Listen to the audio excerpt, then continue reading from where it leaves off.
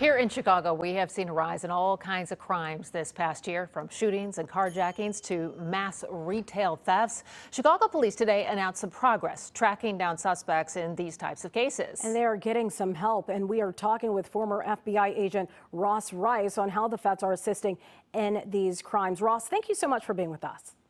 Always a pleasure. Let's start with the gun violence plaguing the city. How does the FBI help solve those shooting cases? Well, we've had task forces in Chicago with FBI, Chicago police for a number of years targeting gang members, gang crime.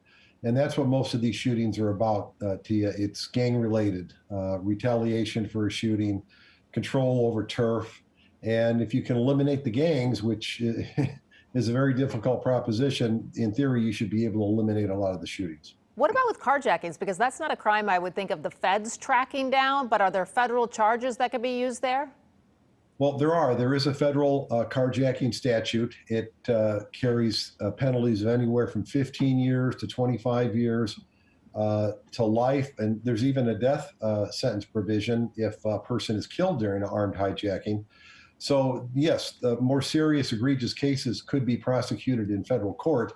And you would think that a longer sentence where, in federal system, you have to do 85% of your time, that would serve as a deterrent. The problem is getting the defendants in these cases to court.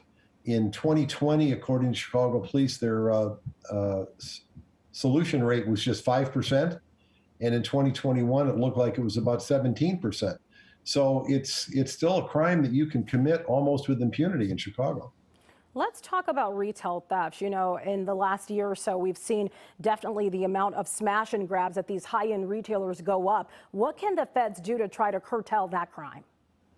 Well, again, the FBI, federal authorities can partner with local police to try and crack down on the resale. And as long as there's a market for these products, as long as people can buy a brand new power tool for half what they can have to pay for it in the store, these crimes are going to continue. So you have to take the profit motive out of it. And it's going to take a concerted effort between local authorities to provide more security, federal authorities to track down the stolen products, and the retailers and the merchants are going to have to step up a little bit with added security.